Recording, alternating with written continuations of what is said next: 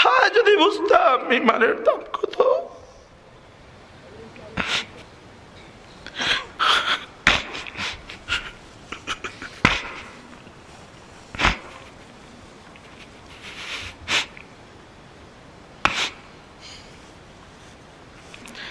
আরে ভাই, ইমান আর আমলের বুনিয়াদের উপরে দুনিয়া বনবে, আখরাত বনবে। ইয়াকিন বানান এই কথার উপরে। ইমান আর আমলের উপরে আমাদের দুনিয়া সাজবে, আখরাত সাজবে। আমাদের দুনিয়া বনবে ইমান আর আমলের উপরে, আমাদের আখরাত বনবে ইমান ও আমলের ভিত্তিতে। আমাদের ইমানের বুনিয়াদের উপরে আমার দুনিয়া বনবে, আমার ইমানের বুনিয়াদের উপরে আমার আখরাত বনবে, আমার আমালের বুনিয়াদের উপরে আমার দুনিয়া বনবে, আমার আখরাত বনবে। আল্লাহর কসমের কোনো বিকল্প নাই, এর কোনো বিকল্প নাই, এর কোনো বিকল্প পদ্ধতিতে দুটোটা হবে না। কি বলছি বলেন বলেন বলেন বলেন।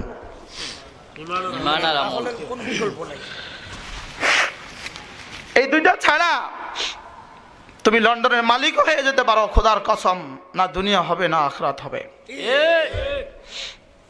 আমেরিকার মালিক হয়ে যেতে পারো, না দুনিয়া হবে না আখরাত হবে।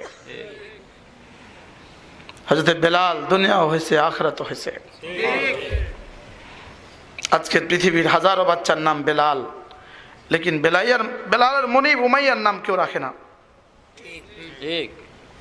রাখে কেউ? সেদিন বেলালের সম্পত্তি বেশি ছিল না উমাইয়ার সম্পত্তি বেশি ছিল? হযরত বেলাল রাদিয়াল্লাহু তাআলা যশ ও খ্যাতি বেশি ছিল না উমাইয়ার যশ ও খ্যাতি বেশি ছিল? লেকিন দুনিয়া বনছে কি দিয়ে? ঈমান ও আমাল দিয়ে।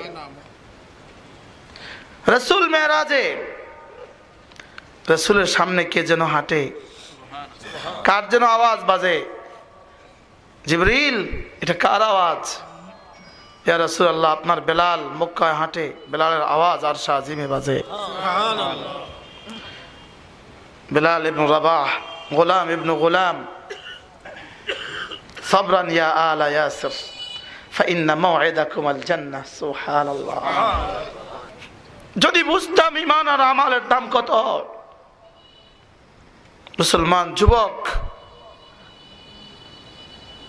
ইহুদিদের পেশনকে পেশন মনে করত না। যুবক পায়ে ধরে বলি, মোহাম্মদ আরবিকে আদর্শ বানাও, মোহাম্মদুর রাসূলুল্লাহ সাল্লাল্লাহু আলাইহি ওয়াসাল্লামকে মডেল বানাও, মোহাম্মদুর রাসূলুল্লাহ সাল্লাল্লাহু আলাইহি ওয়াসাল্লামকে ভালোবাসতে শিখাও। যদি পৃথিবীতে কাউকে ভালোবাসার মানুষ হয় তিনি মুহাম্মদুর রাসূলুল্লাহ সাল্লাল্লাহু আলাইহি ওয়াসাল্লাম।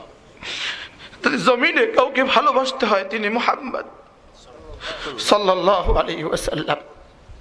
যদি সৌন্দর্যের কারণে ভালোবাসতে হয় তিনি মুহাম্মদ সাল্লাল্লাহু আলাইহি ওয়াসাল্লাম। প্রজ্ঞার কারণে, আকলের কারণে ভালোবাসতে হয় তিনি মুহাম্মদ সাল্লাল্লাহু আলাইহি ওয়াসাল্লাম। ইহসানের কারণে কাউকে ভালোবাসতে হয় তিনি মুহাম্মদ সাল্লাল্লাহু আলাইহি ওয়াসাল্লাম। যিনি তার মওতের সময়ও আমাকে ভুলেননি। কে মওতের সময় আইসিইউতে শুয়ে পরায়াকে মনে করে? ভিন্ন কাউকে কে মনে রাখে?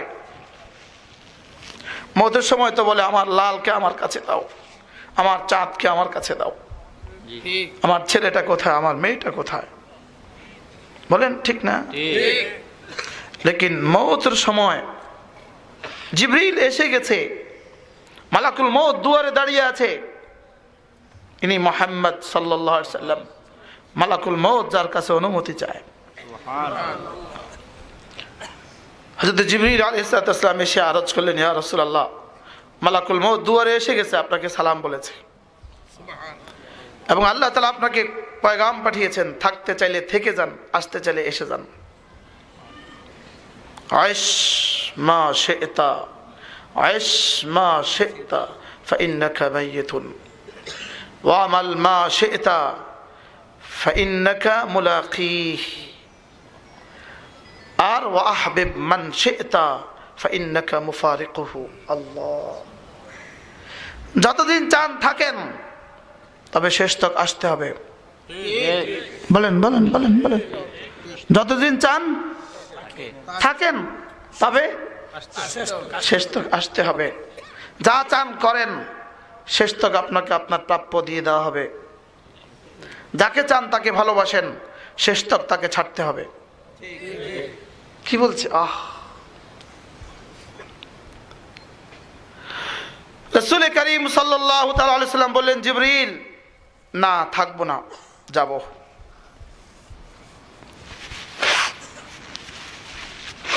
তবে আল্লাহ তাআলাকে জিজ্ঞেস করো, আমার ওফাতের পরে আমার উম্মতের কি হবে? যাও আল্লাহ তাআলাকে জিজ্ঞেস করে আসো, আমার ওফাতের পরে আমার উম্মতের কি হবে?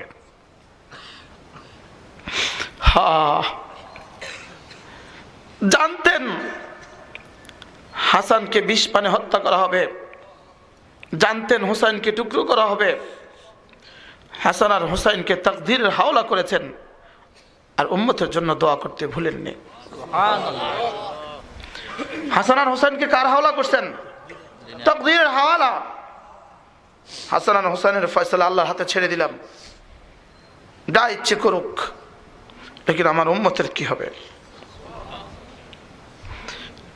জীবনের শেষ মুহূর্তেও আমাকে ভুলেননি।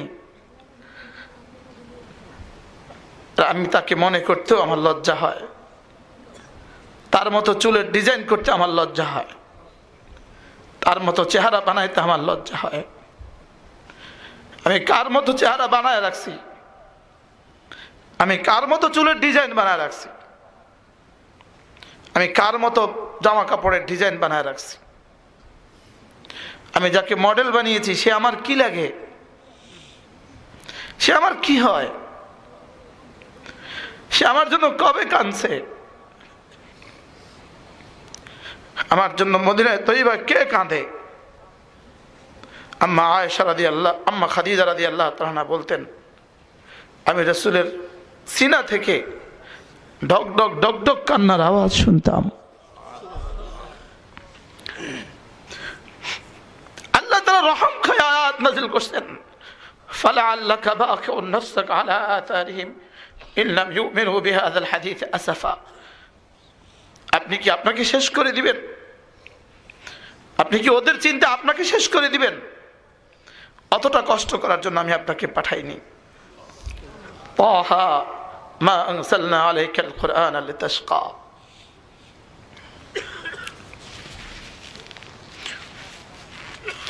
আল্লাহ তাআলা আয়াত নাযিল করতে বাধ্য হলেন, হাবিব আমার সামনে আপনার দাঁড়িয়ে দাঁড়িয়ে পা ফুলিয়ে ফেলতে আপনার কাছে ভাল লাগে, আপনি ঘুম পাড়তে আমার কাছে ভাল লাগে। কুমিল লাইলা ইল্লা কালিলা নিসফাহু আও ইনকুস মিনহু কালিলা আও জিদ আলাইহি ওয়ারাত্তিলিল কুরআনা তারতিলা। রহম খাইছেন, মালিক রহম খাইছেন। জীবনের সিরকা আর ঘি, দুই তরকারি জীবনে কখনো একসাথে খান নাই। সিরকা মানে কি? এটা লবণের পানি। আর ঘি মানে কি? ঘি। জীবনে ঘি আর সিরকা জীবনে একসাথে রাসূলের দস্তরখানে জমা হয় নাই। ইনি সাইয়্যিদুল আম্বিয়া ওয়াল মুরসালিন। হযরত ফাতেমা রাদিয়াল্লাহু তাআলা, ইনি ফাতেমা, রাসূল গিয়েছেন ফাতেমার ঘরে। ফাতেমা দরজা খোলো, আব্বা আমার পরনে এই পরিমাণ কাপড় নাই যে পরিমাণ কাপড়ে একটা মেয়ে তার বাবার সামনে আসতে পারে। কি কুরবানি করেছেন শুধু আমার আর তোমার জন্য। বন্ধুরা, তোমাদের পায়ে ধরে বলি, নিয়ত বানাও আজ থেকে নামাজ ছাড়বো না। বলেন ইনশাআল্লাহ। আল্লাহ আমাকে তৌফিক দান করেন। আমার ভাই, আপনাদের সামনে জীবনে আমার প্রথম বলা হইতে পারে, এটা জীবনের শেষ বলা। যেন এমন হয় ময়দানে মাহশরে আবার মুসাফা মুআনাকার সৌভাগ্য হয়ে যায় আমাদের। আল্লাহ তাআলা আরশে আজিমের নিচে আমাদেরকে আবার একসাথে ছায়া দিয়ে দেন, হাউজে কাউসারের পাড়ে একসাথে জমা করে দেন। যেন এমন হয় আমরা একে অপরের গলাগলি করতে করতে আবার জান্নাতে চলে যাই। হযরত আয়েশা, আয়েশা ইনি আয়েশা, হযরত আয়েশা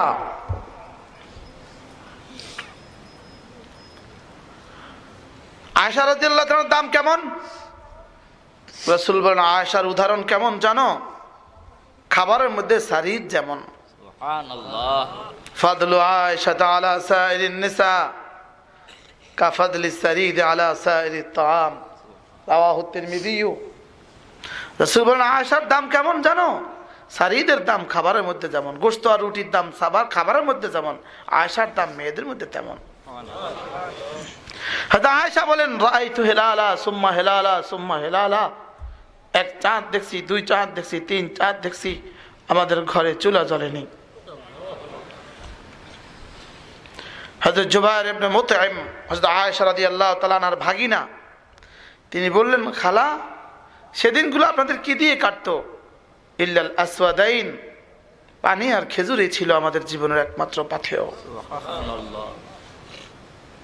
কখনো কখনো খেজুর মিলতো না, আমরা দিনভর খেজুরের বিচি চাবাতাম, খেজুরের বিচি চুষতাম আমরা। ইনি মুহাম্মদ সাল্লাল্লাহু আলাইহি সাল্লাম, আর তার এক এক সুন্নতকে জবে করে দেওয়ার দায়িত্ব যেন আমারে দিয়ে দিস। আমি তার দিনকে আমার জিন্দেগি থেকে ধাক্কা দিয়ে বের করছি, আমার ঘর থেকে তার জিন্দেগিকে ধাক্কা দিয়ে বের করছি। তার দিন আমার কাছে নাই, আমার ঘরে নাই, আমার পরিবেশে নাই, আমার সমাজে নাই। বলেন ঠিক? আমাকে দেখলে মনে হয় না আমারও একজন নবী আছে? মনে হয় না আমারও একটা মডেল আছে? বলেন না আমারও একটা কি আছে? আমারও একটা মডেল আছে। আমাদের একটা মডেল আছে, সিবগাতাল্লাহ ওয়া মান আহসানু মিনাল্লাহি সিবগা। আমাদের মডেল আর আমাদের ডিজাইনের চেয়ে সুন্দর কোনো ডিজাইন পৃথিবীর কোনো ফ্যাক্টরি তৈরি করে নাই।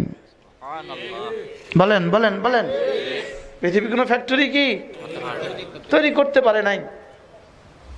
পৃথিবীর কোনো মতাদর্শ আমাদের ডিজাইনের চেয়ে সুন্দর ডিজাইন পৃথিবীকে দিতে পারেনি। ওয়া মান আহসানু মিনাল্লাহি কিলা ওয়া মান আহসানু মিনাল্লাহি হাদিসা। রব যা বলেছেন সত্য বলেছেন না মিথ্যা বলেছেন? সত্য। সবাই বল উক্কা, সত্য। সবাই বল উক্কা, সবাই বলেন সত্য। সত্য না মিথ্যা? সত্য। আমার রবের চেয়ে সত্যবাদী আর কে নাই? ওমান আসদাকু মিনাল্লাহি হাদিসা ওমান আসদাকু মিনাল্লাহি কিলা। যার থেকে সত্যবাদী আর কেউ নাই তিনি বলেন, যার কথার চেয়ে সুন্দর কথা আর কারো নাই তিনি বলেন, যার ডিজাইনের চেয়ে সুন্দর কোনো ডিজাইন নাই তিনি বলেন, যার তরিকার চেয়ে সুন্দর কোনো তরিকা নাই তিনি বলেন, যার হুকুমের চেয়ে সুন্দর কোনো হুকুম নাই তিনি বলেন। ফাতাবারাকাল্লাহু আহসানুল খালিকিন, যার থেকে সুন্দর বানানেওয়ালা নাই তিনি বলেন, যার চেয়ে সত্যবাদী নাই তিনি বলেন মান আমিলা সালিহাম মিন যাকারিন আও উনসা ওয়া হুয়া মুমিন ফালানুহয়িয়ান্নাহু হায়াতান তাইয়্যিবা ওয়া লানাজজিয়ান্নাহুম আজরাহুম বিআহসানি মা কানু ইয়ামালুন। তিনি বলেন ঈমান বানাও, আমল বানাও, আমি তোমার দুনিয়া বানাবো, আখিরাত বানাবো। কি ভাই তরজমা সহজ না কঠিন? তরজমাটা আপনারা করেন তো দেখি। ঈমান বানাও শিরিক মুক্ত, ঈমানটা করো শিরিক মুক্ত, আর জীবনটা করো গুনাহ মুক্ত। ঈমান বানাও শিরিক মুক্ত, জীবন বানাও গুনাহ মুক্ত। বলেন বলেন বলেন, ঈমান বানাও শিরিক মুক্ত, জীবন বানাও গুনাহ মুক্ত। ঈমান বানাও শিরিক মুক্ত, তোমার ঈমানে যেন শিরিক না থাকে। সুবহানাল্লাহ।